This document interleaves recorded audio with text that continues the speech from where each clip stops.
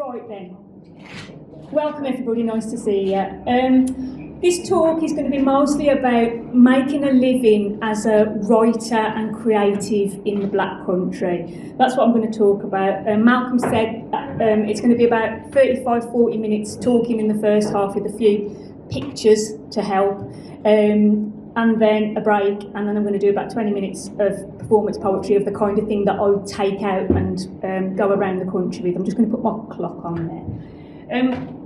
So, what am I? What do I do? I'm a performance poet, a writer, a novelist, an occasional playwright, the odd short story, often very odd, and I perform my work the length and breadth of the country, okay? But it's not books that bring in the money for the kind of work that I do. A lot of the way that I make my money is by projects, grassroots, community-based projects, and I'm going to talk a little bit about that and show you some images about that tonight as well. But I'm going to start at the beginning and let you know a little bit about how I started out.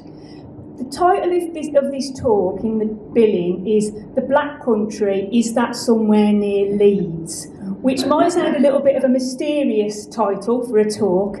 I will kind of explain where that idea comes from as we go on. But just to begin with, I'd always written ever since I was a little kid.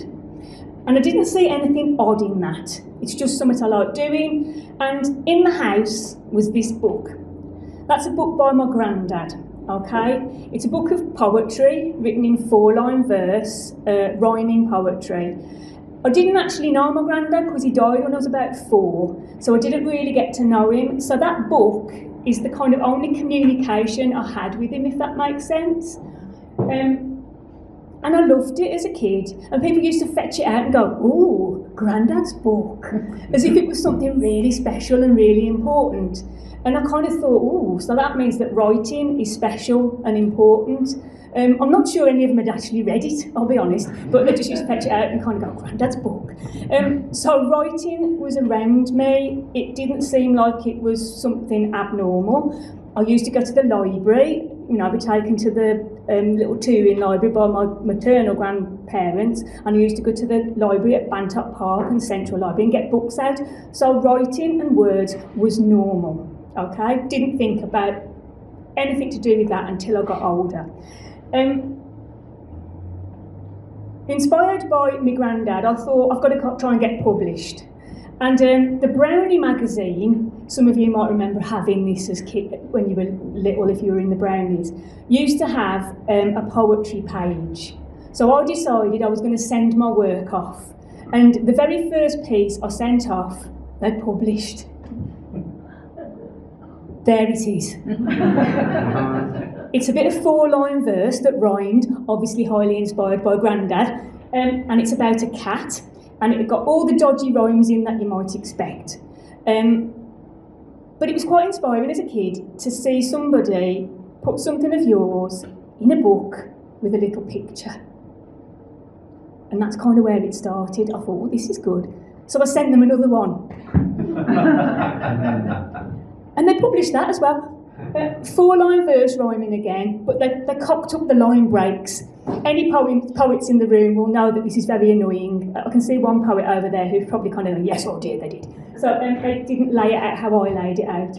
But again, it was kind of affirmation that it was okay for a working class kid in the Black Country to write stuff and send it off.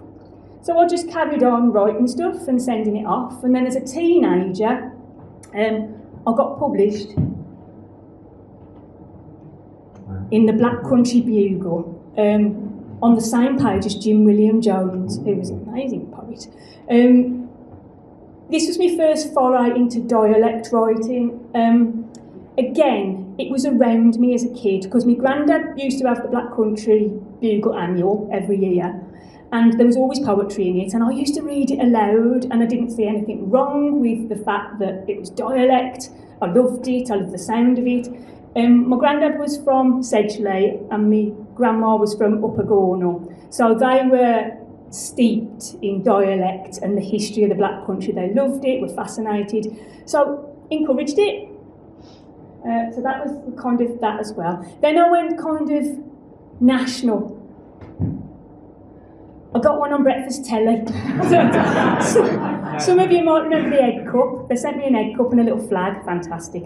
It was very much comedy poetry as well that I was doing at the time. And then I started performing it, but not until I was kind of in my 30s, because I was too nervous before that. I was writing stuff, but I did actually end up performing.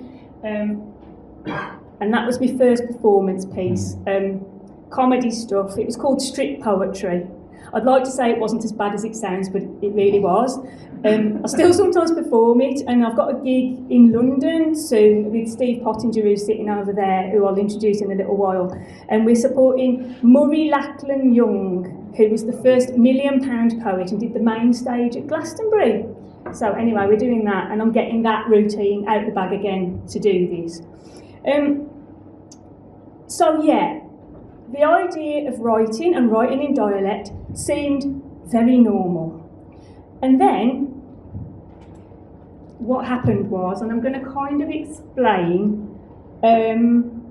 the title of this talk. I hit a couple of brick walls. There you go, there's a brick wall. That's just for the industrial archaeologists in the room, because I didn't want you to get bored, because it was all just poetry. So, and just in case you're interested, that's a close-up. Adams of Willenor, you know, it's quite important to know where your bricks come from. Anyway, I hit these 2 brick walls with my writing, and I'm just going to tell you about that. I wrote a novel when I was in my 20s, set in the Black Country. It had people speaking like they came from the Black Country, and I sent it off with some criticism. And the criticism came back. And the person doing the criticism said, well, if you're going to write about boring, uninteresting people, you're never going to get very far with your writing. I'm paraphrasing, but it was basically that.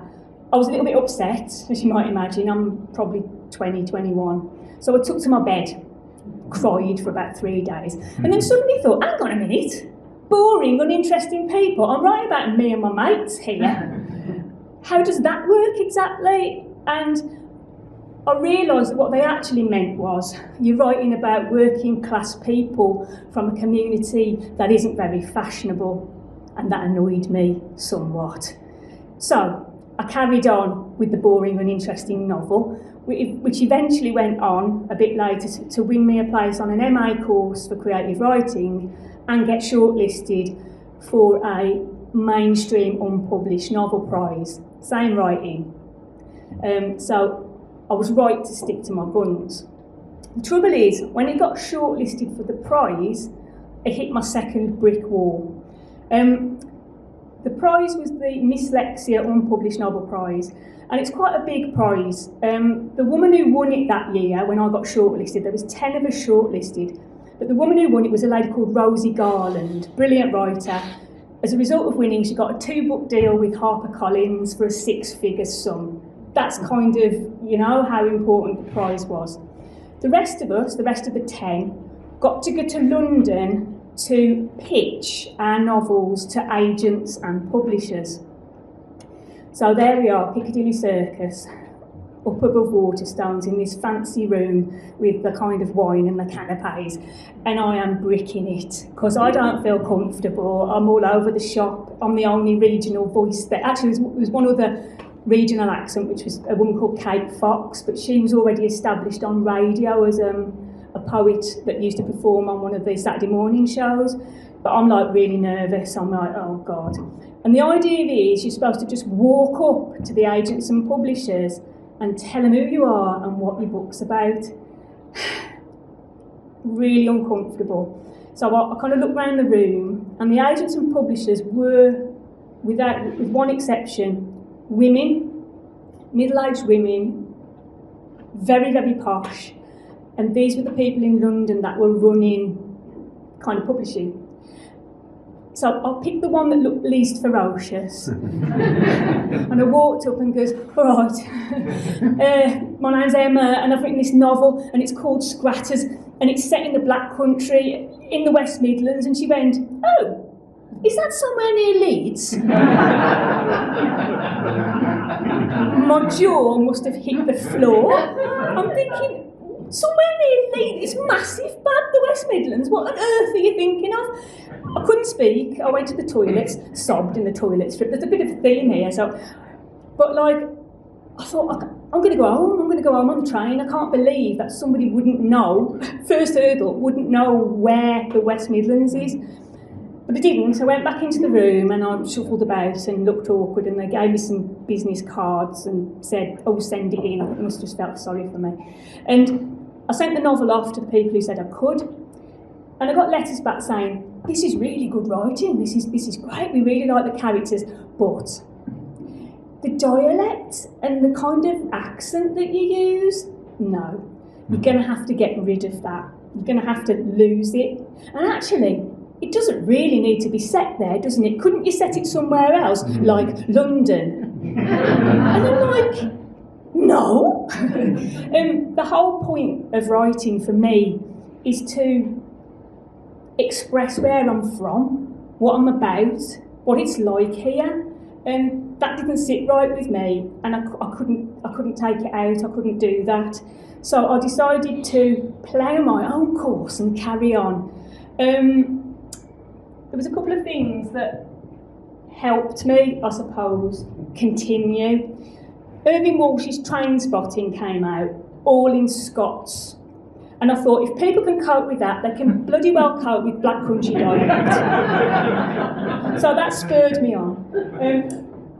A bit more recently, Liz Berry's collection, The Black Country, came out, which if you haven't read it, even if you're not a poetry fan, it's absolutely beautiful. It's a stunning sort of mythology of place and people. But it got accepted by the mainstream poetry presses, and people really looked up to it and, oh, it's wonderful. And even people in London liked it. So that kind of broke a bit of ground as well. And then recently, Kit Duvall from Birmingham, recognising that working class writers and regional voices were being overlooked, came out with an anthology called Common People. I was lucky enough to get a piece, there's my name in the middle, in that, about pool playing in the Black Country, because I used to play a lot of pool. I'm quite good if anybody wants. No, I'm crap actually, just play me and I'll hustle you for money. But I was lucky enough to get a piece in that, and suddenly publishers started looking at searching out regional voices, which so it's quite interesting how things sometimes change. So those are kind of the three things that kept me going. Part of what I want to say as well, I want to kind of tell you a little bit about how I make my living, because it's not from books, it is from these projects. So I'm going to talk to you a little bit about what I believe working as a grassroots writer, community-based writer, what our role is really. And I know there's a couple of other writers that do this kind of work in the room. I'm calling it the 3 R's. So I actually think that part of my job as a community grassroots writer is to reflect. So when we work with people on projects, the idea partly is to listen to what they're saying, create work that then shows it back to them and say, look, this is what you've told me and I'm turning it into something. So that's part of the job, I think, and I'll explain that, what I'm thinking about that a little more when we come on to show you some projects. The other bit, to recreate. So part of our job is to recreate history. And I know there's historians, good historians do that all the time with the books that they produce. It's not all stats and figures. They can bring it to life as well. But I sometimes think that a poet can also do that and make it very succinct and sort of make it so that in one hit you get a snatch of history that can whet your appetite for exploring something further. And I'm going to show you 2 examples of that in a second. And the other thing is to represent, so to represent the Black Country. When I go further afield and I perform all over the place, what I want to show them is what the Black Country is, where I'm from, and some of the things that are here. So I see that as 3 things that a community-based writer needs to be able to do.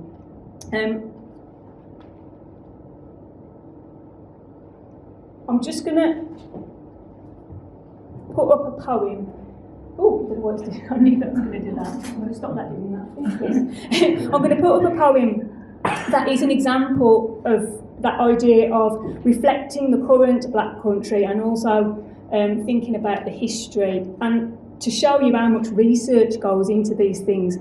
To write that little bit of a poem, I read in Cramped and Sooty Caverns by Dr. Michael Hall about the Nailmakers of Birmingham, Black Country and Bromsgrove through the novels of Francis Brett Young twice, just to come up with that little bit.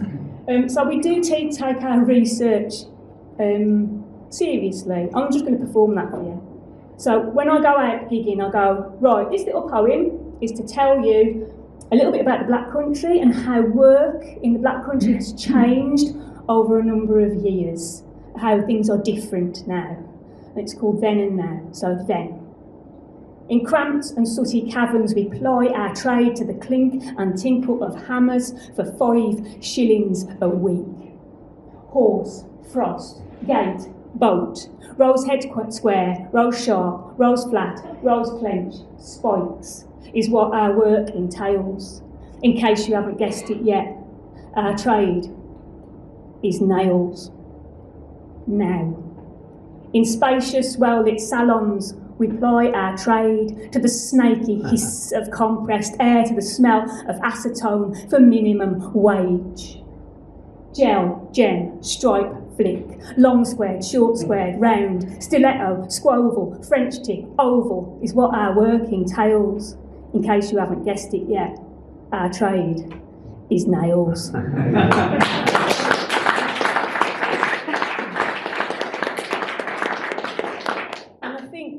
Like a little example of the history is there, but the reflecting back the modern voice. How many times do you hear people on buses say, oh, it's ain't the same, the Ostrich just full of charity shops and nail bars? So that's that kind of reflection back of what people are thinking. I'm going to get Steve Pottinger up now to share a poem. Steve I often work with, and he works at the kind of grassroots level where I'm working as well. We do projects together. But he's going to read a poem that was part of Tipton Tales, and it's taking a historical idea that we all know, the idea of Queen Victoria drawing the carriage window, well, asking for them to be drawn more than likely, over the Black Country as she passes through. We all know that as a story, but Steve's taken it a step further and imagined what that might have been like for somebody at the time. Steve. Okay, this is a poem called Train Spotting 1832. So here's us, grafting away. Mines, factories, furnaces, every which way you look. Men, women, kids. Our work turning the sky red by night, black as coal by day. Making boats, nails, bridges, chains, nails, keys, all of it with our sweat, our hands, our toil. Dying in accidents and explosions, buried in pitfalls and mass graves, someone new in our place by morning. And some of us stoke our anger. Some say it's just the way it is. Either way, it's us, grafting, putting bread on the table, living hand to hungry mouth, been this way since Adam was a boy. Then Victoria comes through by train. Future queen of empire, she will have us paint the world red in her honour. We lean on shovels, curious. What will we make of her? What will she think of us? Will anything come of it? Will the royal eye survey our kingdom and feel pride? Her Majesty's carriages never slowed. Curtains drawn tight over windows so as not to see us. The glow of hell at her country's heart.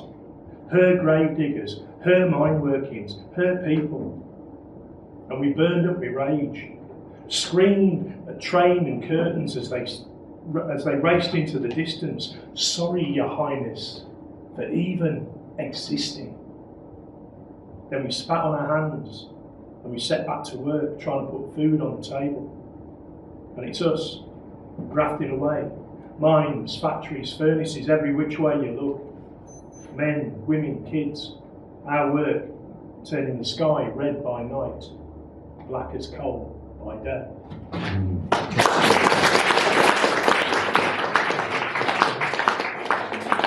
And that was a poem that was commissioned for Tipton Tales, which I'll come on to talk about in a second. So that's what I want to do next, is I want to talk to you about 3 projects. So the first one I want to talk about is the Rosny project. This was a project that took place under the limestone caverns just over there. It happened in 2008. There was a lot of money spent on this project and it got some stick in the local press and things like that. I worked on it and I know that it was a life-changing thing for a lot of people involved in it. Fred Richins from Dudley Council came to me and he said, "Emma, do you think you can write a play?" And I went, "Oh, well, I've written a one-woman piece, that was a script." I'm thinking in my head, yeah, I'll probably do this. I said, yeah, I think so. He said, okay, but it's got to take place in caverns. And it's got to involve 60 kids, dance routines, music, a choir. It has to kind of cover the geology of the local area within the play. The audience will be going in by boats, 2 of them, which will have to go different routes and return a different way to the way they've gone. And not my head's going, oh my God. He says, so, what do you think? I just went, yeah. Caught the bus home, lay on the bed and cried and thought, what have I done? I can't do this. It's too big, it's too massive, because it was very early on in what I was doing. But I did do it because I thought, well, I've said yes now, so I'll have to. And it happened. And I'm just going to kind of show you some of the images of the show. You can just see the white helmets of the audience members just on there, on the boat there. All these images are by Graham Wharton, who is your speaker next month, who is keeper of the geology, and had to work quite closely with Graham, who was absolutely brilliant because he gave me lots of information about geology, because it's not something I knew much about, but we had to incorporate it into the play. So that's the working environment that we were in. So we were literally going down there to write, to look at the spaces, to explore what we could do. It was a big deal, this show. If you look at the masks that can you see past me? If you look at the masks that are being worn by the musicians, some of the musicians, they were professional musicians, some of them worked for the symphony hall. On the bridge there, that was a local choir who sang in the singing caverns, and that's actually outside that picture. But you can see all the masks and everything. They brought in technical teams who work on big music arena shows to work on the projections and everything. So you can see there, that's a sense of the kind of words being projected onto walls, the lighting rigs that were down there. The kids that took part were from Priory and Wren's Nest, who reputedly don't get on, so there was a bit of friction between the 2 sites, possibly. And the idea was that they would work together on this project. As part of the project, they had to have, it was over like almost 2 years, so they had to have personal development programs as part of it, so it wasn't just about acting and singing, there was a hell of a lot more that went on. People's whole attitudes changed, even the people working on it, some of our attitudes changed as well, so it was a real team building thing, that idea of community working together. That's the masks that the dancers wore. They had to dance in that. Incredible costume work. Little bits were dropping off the ceiling while they were dancing. I was thinking, oh geez, I hope this doesn't come down. And then again, 2 more pictures we've got there of the different performance spaces. Some dancers there from one of the dance routines. So it was an amazing spectacle. I don't know if anybody was actually at it or went to it. Called Rift, after the Rift Valley geological thing. He had a fault line running through, which is why he was evil, geological thing. And at the back, you can just see on the throne that he sits on, there's a Dudley bug. Calamini. There were 7 sisters as characters in the play, and the lead one was called Calamini, so we had to kind of use again the geology with the characters. That's the kids out of costume, some of them obviously having a good time. Oh, that's the next one. So that project really, I think it did those things that I talked about. The kids had input into what was said. They wrote songs for it, did DJing as part of it. So that idea of reflecting what the community wants, coming backwards and forwards. We recreated history because of the geological element, and we represented it further afield. It was a big deal, and people came from other places to look at what we'd got here and have a look at the caverns and go in by boat. After I'd finished that, the thing I took from that was just say yes and worry about things later, and that's helped me, because some of the projects you get asked to do are a bit bonkers. This next one I'm going to talk about, I was living on a boat for about 8 years, and I moved onto it while the Rosny project was happening. So I was on a boat one day, and Multi-Story, which is an arts organisation in Sandwell, phoned up and said, we want you to work with a writer, if you wouldn't mind, and show them, it's a well-known writer, and show them around the Black Country and act as their guide. And would you be interested in doing that? I said, yeah, all right then. Fine, they didn't say who it was. Once I'd agreed, they said the writer is Dame Margaret Drabble. Some of you might know of that. I'd studied her at university, because I went to university eventually as a mature student, and she was like somebody I was studying. I was like, oh my God, what have I done now? And they said, we'll be in touch when she's got her dates for coming. And she was going to come for 4 days a week over 4 months to immerse herself in the Black Country and then write short stories about it.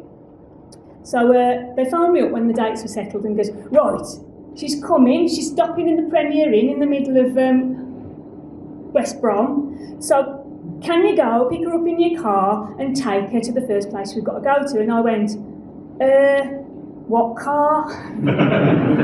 Because I don't drive. There was a deathly silence. No one had thought to ask me. I didn't think it was particularly important. And I thought on my feet and goes, right, okay, if she wants to see the Black Country as it really is and meet the people, the best way to do it is on public transport. Because people natter to you on buses and you can get a sense of the geology and that kind of thing. And I'm thinking, deathly silence on the other end of the phone. Right, we'll pitch it to her. So they went back and asked her if she would mind going around the Black Country by bus. And she said she'd love to.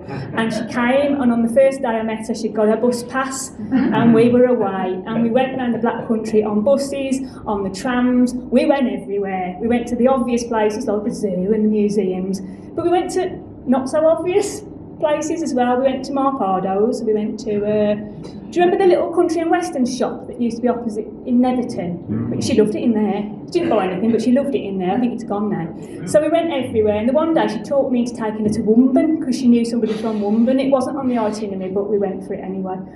There were some arranged stuff.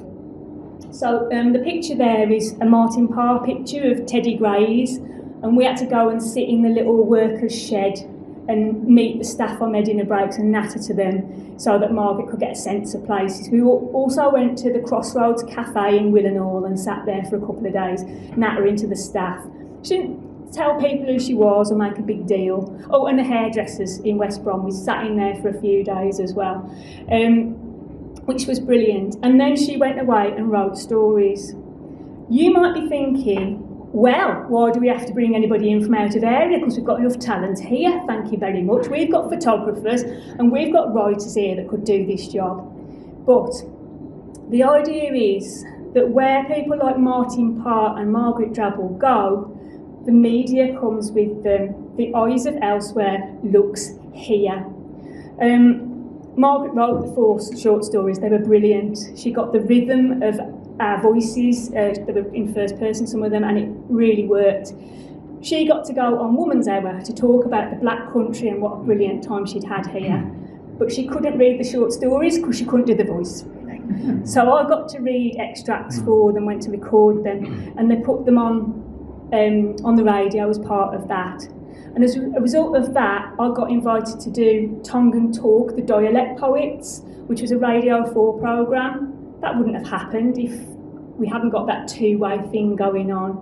And I was able to showcase writers from the Black Country like Brendan Hawthorne, like Billy Spakeman on that programme. It was a half-hour programme, Radio 4 Sunday afternoons. It's a brilliant show, dialects from all over the country.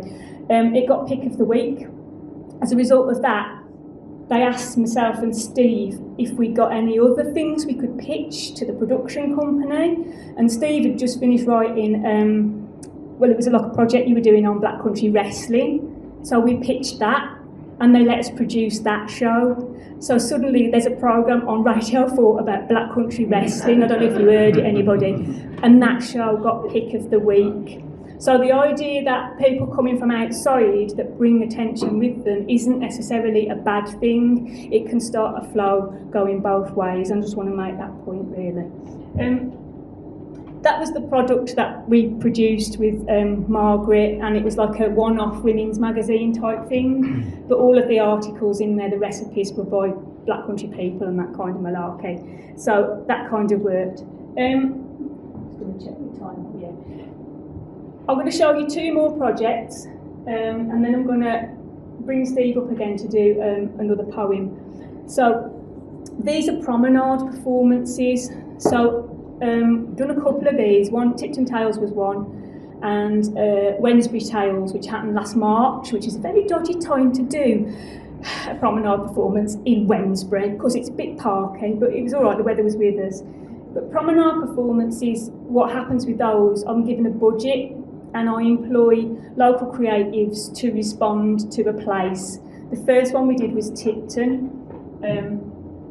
So they're like walks. We take people on guided walks around places, and poets leap out and do poems along the route. The poets can write about what they want, really, within, researching the area, and it's just their response to it. But we met at the fountain and finished the walk at the fountain, which I thought was a brilliant idea myself. And of course it means people buy things and have a drink, and it brings things into the local area in that way. Billy Spakeman singing there. He looks familiar, but he looked jolly, so I stuck him on. So we walk around Tipton. That's me performing a poem about the explosion at the munitions factory in Great Bridge. I might do that at the start of the set in the second half. And then that's Jackie Fellers from Fizzogs. Some of you might know the Dancing Grannies. That's one of the Dancing Grannies. She's performing Steve's poem that you heard about the carriages with curtains drawn. But you could hear the kind of modern trains going behind her as she performed it, so that was quite an interesting thing. Roy McFarlane, who was living in Tipton at the time, just over the way from Coronation Gardens, he's doing a poem to start it off. He's in full-on Roy Preacher mode there.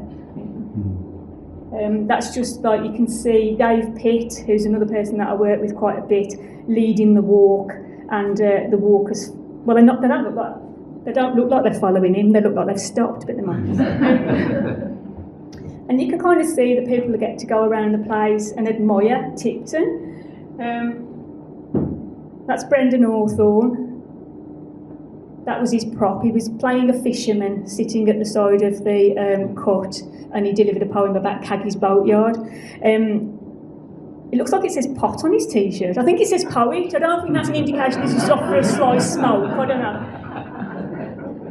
That's just a generally nice shot of Tipton. I do love Tipton. And that's my crew. Casey Bailey, Roy McFarlane, who were former Birmingham Poet Laureates, although not from Birmingham, just this side of it. Billy Spakeman, Brendan Hawthorne, Dave Pitt, Jackie Fellers, and at the front there is Cully Coley, who's now the current Poet Laureate for the City of Wolverhampton, so it was quite a good team. Wednesbury Tales, that happened recently, and again we researched the place, people came, did the walk, and it's about again involving the community. So some of the people coming with us were from the local community, but some came from outside to different areas to kind of see and kind of. I don't know anything about Wednesbury, but I quite like the idea of a walk and exploring. That's me. Some of you might recognise the bloke lurking in the background. One of the things we do is contact local historians to help us. Ian Bott, that is. I contacted him, got on with him, and thought, well, I might get into acting the show. So there's Ian, who ended up acting in it as well, which was great fun. Me and Ian again, and we kind of led the walk together. We could see the crowd, a crowd of people getting excited about Wednesbury bus station. That's the kind of thing that happens on a promenade performance. They're all standing there having a lecture about the seamless tube, and then this lady appears and performs. She's got shopping and just drops it and starts performing, makes everybody jump, and she's playing Ethel Fleeder, who founded Wednesbury. It was a brilliant performance. That's the Suzanne Christensen Spence. That's me looking at the chemist. And I think Ian is delivering something really, really interesting, but I've got obviously sidetracked by aspirin or something. We also employed for this one, that's Matt Windle, who is he's the Commonwealth boxing champion, but also a poet. So we got him in to write about boxing, because obviously there's a history of boxing and blood sports within Wednesbury that we felt we ought to address. So that was really good. And people stop and say stuff, like they asked him the way somewhere, just about as if he was about to start performing, because obviously it's on the street, you can't guarantee what people are going to do or say. So it's quite funny sometimes. That was my open mic bench. So I set this up where local poets could come and sit, and if there was anybody there when we came round, they could perform their poems. And like, I was walking around thinking, I don't know if anybody's going to be here, but there was three of them on that bench that time, and they all shared work. Leanne Cooper from Darlaston, Marion Cockin, who was a Wednesbury person and was in the show, and then that's Grace Dorr, who's also from Wednesbury as well. So again, involving the local community, that idea of reflecting. We did a walk for visually impaired people. It was also signed by Alex Van for people who couldn't hear. And there's some audience people that were really interestingly dressed, so I just put them on. I bet they've come in from Birmingham or something. That's Marion Cockin on the shambles. Behind her is sitting her husband Bill on the step. He is the shambles. No, I didn't say that. So yeah, that's just to give you a feel of the kind of projects and getting back to that idea of representing, reflecting and recreating, so the elements of history. What I'm going to do now is I'm going to ask Steve to come back. And another thing that poets can do is to celebrate what's here. So I'm going to get Steve to do this and then I'll conclude. But the idea of celebrating the place and making people who perhaps take for granted what's around them look again. And this is another poem from Tipton Tales. I think he's putting his glasses on. And Jackie Feller's performed this on the edge of the cut. But Steve had written it having mooched round Tipton for quite some time and gone in the pub a few times as well, in the name of research. So I'm just going to get Steve to read this. This is a poem called Tipton, Wonder of the World. Last night, I dreamed David Attenborough came to Tipton. Whether by accident or design, only David knows, but I bumped into him on my way out the pub as I headed for the Gibbet. Recognised him as that bloke from the programme on the telly. Pretended I hadn't noticed and walked alongside him as he explored the town. We came to the cut and David stopped dead in his tracks. My, he said, I've seen the mighty Zambezi, travelled by boat the length of the Nile, watched the sunrise over Victoria Falls, but I tell you now, nothing.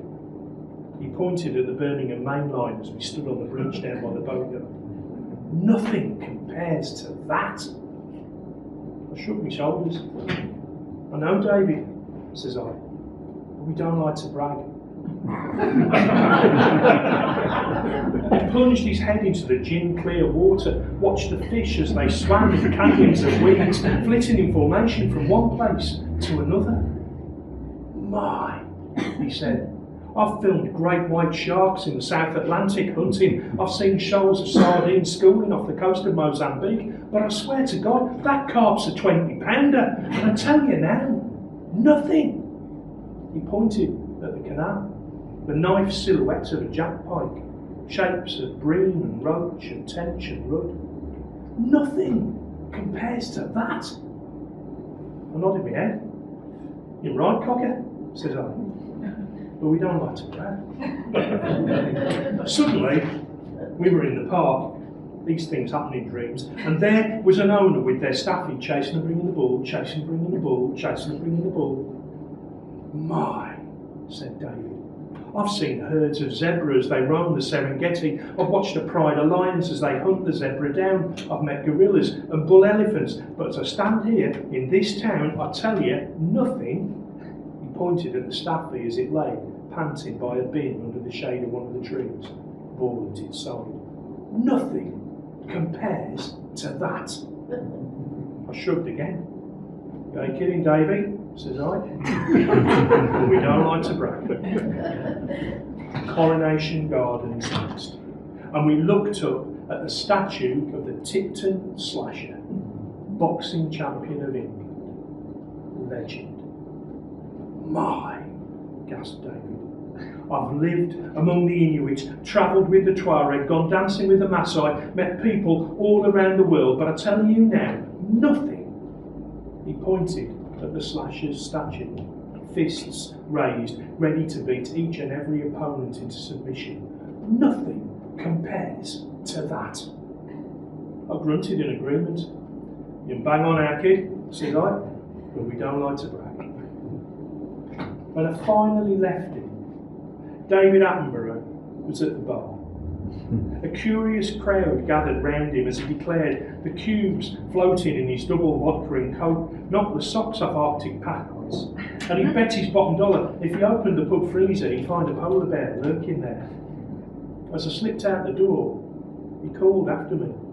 Tipton has the best dreams ever. Nothing compares to this. I grinned. You ain't wrong, Mr. Attenborough, I tells him. But as I've been saying, you don't like to brag. We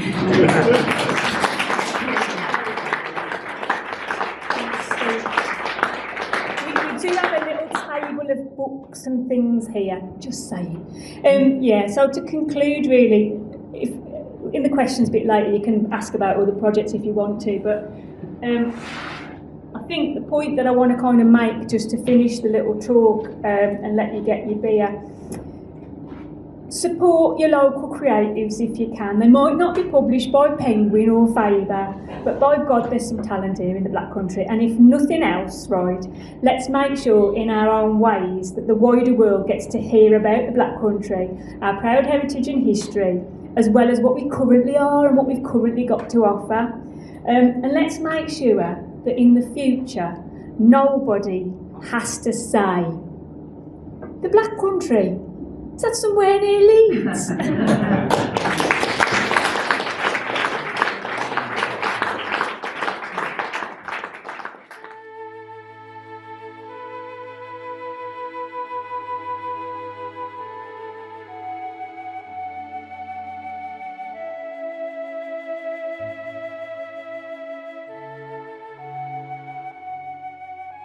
I'm going to do a few poems for you now, and hopefully as I'm doing them you'll kind of see some of the stuff I was talking about with the 3 R's of reflecting stuff back and research and the idea of taking things further afield and sharing stuff.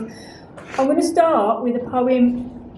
It's quite a difficult poem to read because it makes me upset. It's from Tipton Tales, and it's very nearly the 101st anniversary of the explosion at the munitions factory, and I wrote this poem for Tipton Tales, and I spent hours in the back of the library at Tipton looking through all the press cuttings to do with this incident, most of the time blarting, I'll be honest. So I'm going to perform this poem just to start in memory really of the people that died that day, and it's a poet reimagining. The facts are here, there are facts in here, but it's a reimagining as well. That day, 6 a.m, give or take. Maybe she got up, still frowsy with sleep. Baby sister stirring as she creeps out of the bed they share. bare feet padding down the stairs, huffing out freezing plumes of air, appearing in the kitchen where Mum pokes at lazy coal. The Kohler stepbrothers picked yesterday off the bunk. And maybe Dad is sitting in shame or a wing-backed chair, up early as if there was still a job to go to. And maybe he did say, "Oh, Bab, don't go today, it's no job for a wench." Perhaps Edith smiled, said she could earn enough to pay the rent. I'd like to think he put a hand to the child's head as she bent to lace her hobnail boots, and I'd like to think she looked up and smiled at him before she headed off up Factory Road into the cold smog of a March morning. Between 7 and 8. I think she whistled as she walked, waved to Mr. Davies standing on the front step of the fountain. I like to think Mr. Davies, a woodbine hanging from his lip, waved back. Maybe our Edith called for Edith Drew or Nellie Kay, giggling all the way from Tipton up to Dudley Port, cheeking lads who crossed their paths. Yeah, I'd like to think they laughed. 8 a.m. on the dot. The workshop was freezing, I should imagine, even with a small stove burning. I expect they blew on their hands from time to time as they pushed cartridges through holes in metal boxes where, with a deft twist of their agile fingers, the young wenches wrenched free the paper-thin copper, which might have been the self-same colour as Lizzie Griffith's hair.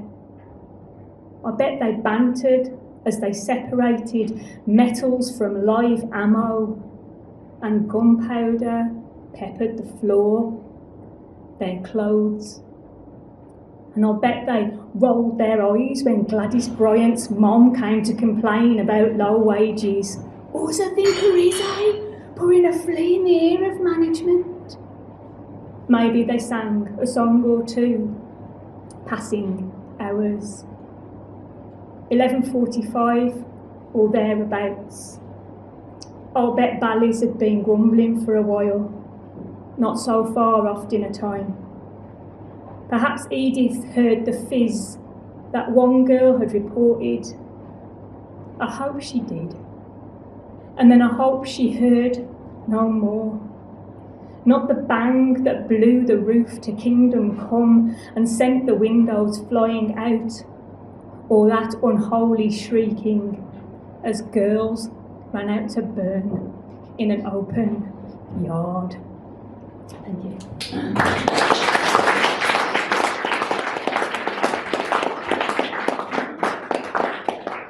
It's important that we remember these things so that things like that don't happen again, and sometimes working conditions don't seem to improve in parts of the world, and I think poems like that still need to be heard and relevant.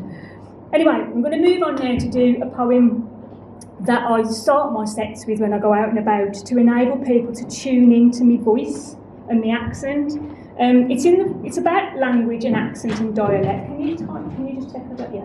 It's about language and accent and dialect, and how sometimes you might feel a little bit crap about the way that you speak. It's in the voice of two flamingos in Dudley Zoo.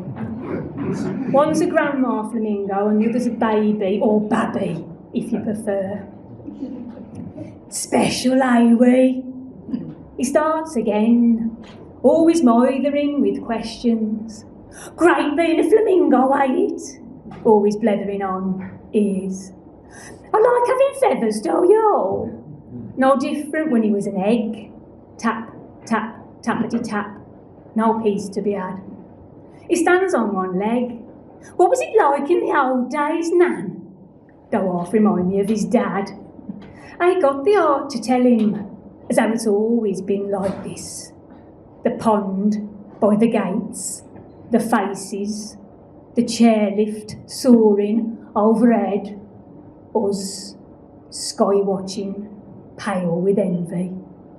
When I'm grown up, I'll fly the nest to Chile or the south of France. His enthusiasm's killing me. You best talk proper chick. I say, or you won't get nowhere in this world like me. He squawks. So pink he is, so pink. My wicked tongue holds back. I shuts my beak. I keeps it zipped. He don't know our wings and clipped.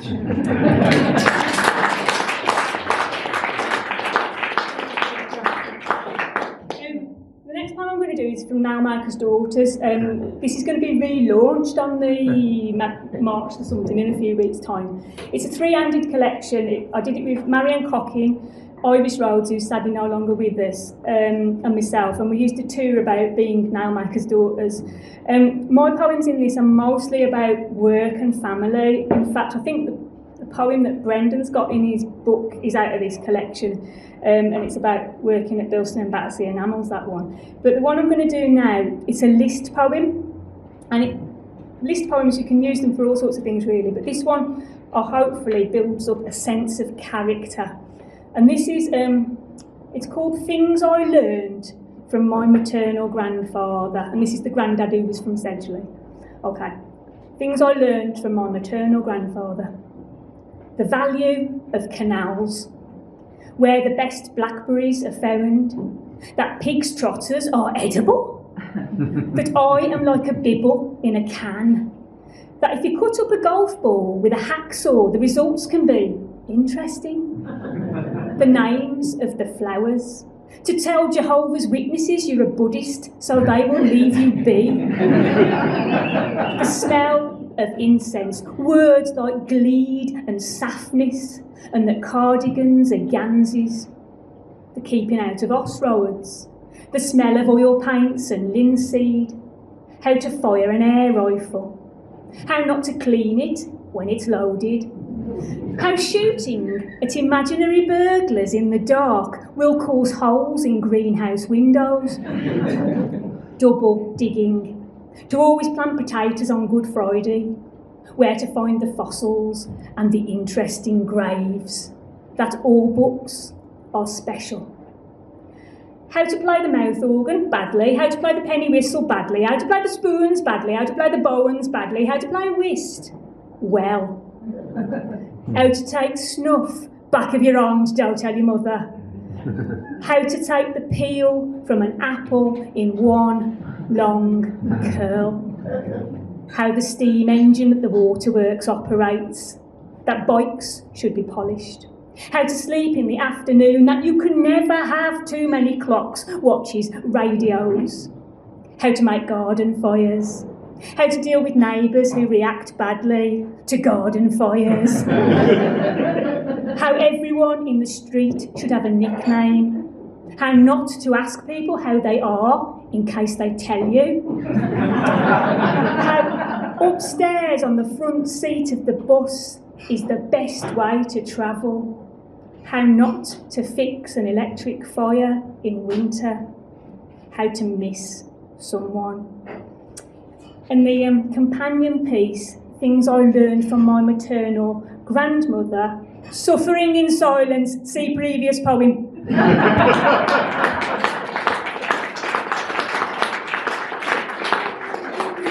Just going to do another little one from this. There's always somebody in the Black Country who'll keep your feet on the earth so you don't get above yourself. And this poem is a true story. And it's called, If Ever There Was Any Danger of Being Dazzled by Your Own Brilliance. Here you are, cocker, she greets me with a shout. This come for you yesterday when you was out. Brown A4 envelope is jiggled like a low-budget puppet above the 8-foot fence. Okay, I yell, chuck it. And she does, up and over.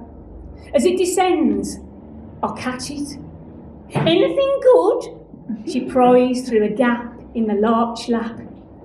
I stand, no cap, just dressing gown, waving parchment paper. Oh, MA certificate. That's nice, ain't it, pet? Suppose there's no news on the job front, though, as yet.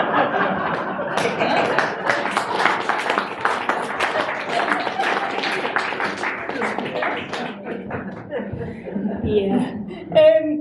This book, Close, I wrote this was my kind of first full collection, and it's set around an imagined black country close. So all of the people that live there, the houses, the animals that wander through the garden, some of the inanimate objects have got poems as part of this.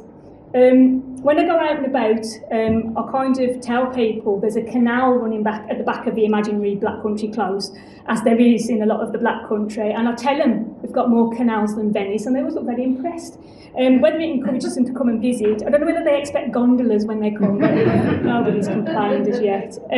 So I'm going to do a longish performance piece from that, and it fits in with that idea of reflecting back to people. This poem was commissioned by Heather Wasty, who's sitting over there. Hello, Heather, as part of Alarum Theatre. And Heather, you might know, does stuff along the canals, or has done recently, shows older women of the inland waterways, the war one, and then I did canals, which is the most recent one. And they went to Tipton and did a workshop with folk about their experiences of canals, memories of canals. And they sent me, I think it was sound files of the workshop, and said, can you write us a poem to perform as part of the show? And I did, and they did. But then I kind of changed it and kind of cut it down a bit so I could perform it myself. So all of the bits in this are people's memories, kind of reflected back to them. So it's in the voice of the canal. I used to live on a narrowboat, as I said earlier, and canal life has got a dark side as well as a positive side. So this is about those two sides. The poem is called Two Sides. When I go out and about elsewhere, I tell them, keep out the Osh Road, which we hear in the poem. I tell them what that means, but I don't need to tell you, so that saves a bit of time. But I also tell them, which you might need to know, the phrase, stay off the shiny bits. Sometimes when you're a boater and you're in the pub having a drink, other boaters will say, just before you go back to your boat, stay off the shiny bits. And if you think about it, you've ambled out of the pub onto a pitch dark towpath, bit of moonlight, bit of starlight, where that reflects shiny bits. That's the bits you don't want to walk on. Okay. So I'm going to take it. So I'm going to voice of the canal. Even when my pleasant face is showered, don't say as though you have been told to stay off the shiny bits and keep out the Osh Road. Some days it's all salt of the earth and butter wouldn't melt and chocolate crumb smiles, and on those days when the sun shines, I'm gin clear. I'm coots and moorends, I'm irises and lilies, I'm the suck of the carp, the plash of a ledger, the whir of a line, high about as laughter, a million lock miles from disaster, all about benevolence, hiding the malevolence. And yes, some days I am a Sunday school treat, I'm dangled feet, cooling toes, jack bannocks caught in a net. And then it's easy to forget the dark side. On good days I'm all about the romance, the damselfly dance, and I'll give you courting couples necking on the towpath, out for a giggle, out for a laugh, chapping and wenching. On those days, I'm happy to greet you with a smile.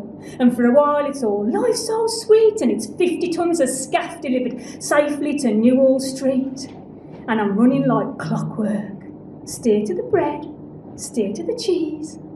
On days like these, I'm a calm lunch break, a walk, trip, a jog, slip, an ice slide, crack, the breeze in the willow trees, timber, crash, all about benevolence, hiding the malevolence.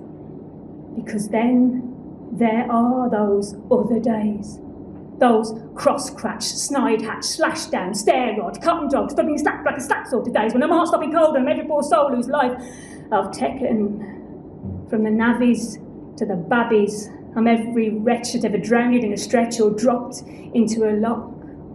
And on those days, the opposite is true. All about malevolence, hiding the benevolence. On those days, I'm cries for help. I'm the unheard lad from Lower Green who liked his pop, glug glug splosh. I'm the yelp of a drowning whelp. I'm the tears of the woman who took her own life. I'm the Toddler overboard, boat disappearing in the foggy night, one less hungry mouth to feed. On the braids, bridge, boatman's hook, pulling bodies from the cut. On those days on fights over stolen water, I'm no better than I ought to be. I'm going to dare you, half a crown in your hand to egg you on. Oops, footing gone.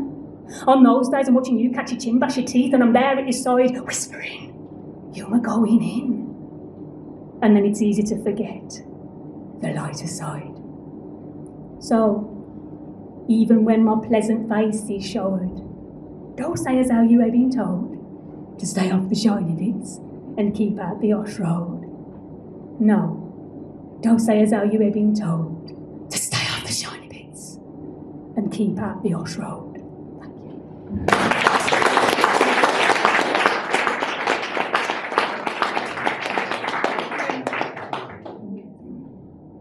This book also has within it a poem in the shape of a candlestick, which is, I feel, its unique selling point.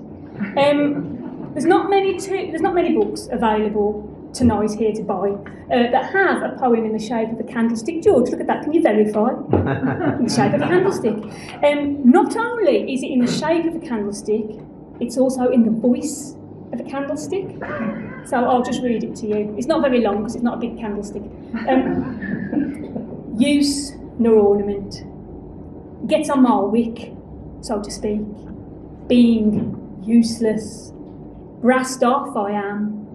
Can't think for sure the last time I had work. 78 or 79 was it? Good days, our kid. Every night the para went, they'd fertile in the kitchen drawer for candles, tutting their discontent. I'd fill their room with shadows and warm light, love, and the thanks I get, shoved on the back of a shelf next to glow-in-the-dark Mary. She says to keep the faith, to wait for the good times to come again. I'll tell her, get real, Mare, we haven't a prayer.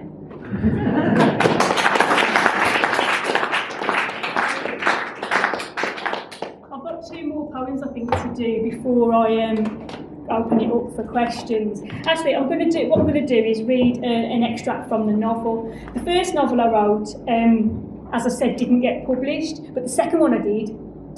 So I'm quite happy about that. It's over there. It's called Dogged, or Dogged, if you prefer.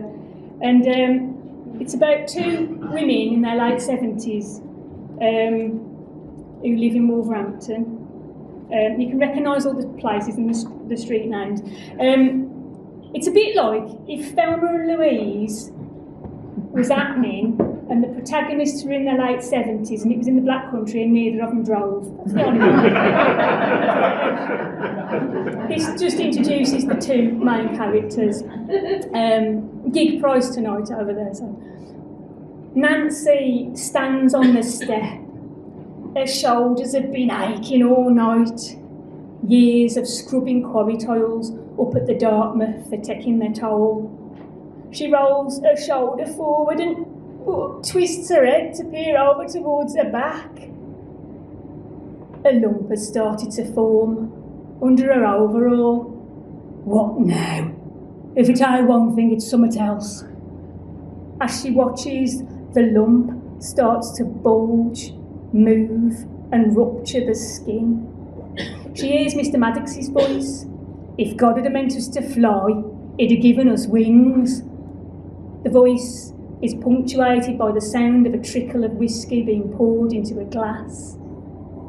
Her emerging wing, just the one, unfurls itself in a grand gesture and then flails against her back. It's large, black, oily, tarry and nicotine stained, and the feathers are stuck together. It hangs like wet washing in a backyard on a windless day. Sort of bossed, thinks Nancy. Marilyn comes out on the step opposite just then and waves. Nancy tries to wave back without showing her new wing. says Marilyn, screwing her orange lips up into the shape of a cat's arse. No, says Nancy. It's I. The conversation is ended. Bloody dreaming again, thinks Nancy as she awakes. I've got a tiny little poem and then a kid's poem to finish, just to leave it on a bit of a daft note. So a tiny little poem where the poem title is longer than the poem itself, because I think every collection should have one of those. This is mine. Thoughts as Kevin from next door invites me in to show me his 5-foot-long scale model of the Mary Rowers. How many matchsticks? How much glue? How long a stretching nick did this bloke do? There you go. That's another true story, frighteningly enough. I was like, whoa, I don't really want to see this, but it was amazing, to be honest, but perhaps I should get you to do an article on it for the Blackcountryman. No, maybe not. Anyway, I'm going to end with a kid's poem. This is about a naughty little boy. I don't know where he's from. Cosley, maybe. And you need to imagine that 3 kids have just knocked on a front door to ask for their money back. It goes like this. Mrs. Baden, we want our money back. Luke charged us 50p. He promised to show wild animals to Tyrone, Chantel and me. He said that he got big cats. He's a rotten little lawyer. We seen a single tubby tabby. It was snoozing by the fire. And the giant tortoise from Galapagos turned out to be a wok. Whilst the world's longest python had googly eyes, it was a sock. Goldie, the killer whale, that speaks for itself. How could anyone fit an orca into a bowl on the kitchen shelf? And the sleepy newborn bear cub was the biggest contrick ever. It was the mouldy fake fur hat that his gran wears in cold weather. As for the invisible rabbit, we couldn't contain our rage. There was simply nothing there, except a carrot in a cage. What's that? Luke's not in. He's gone to get the buzz. He's going to a real zoo with the money he took from us. And you will be giving refunds. 0. Nothing. Nil. You think Luke has imagination? An entrepreneurial skill? Well, I'm glad you don't see the funny side, because the hippopotamus was a laugh. Luke let us peep through the keyhole at you. He was in the bath. Thank you very much for listening.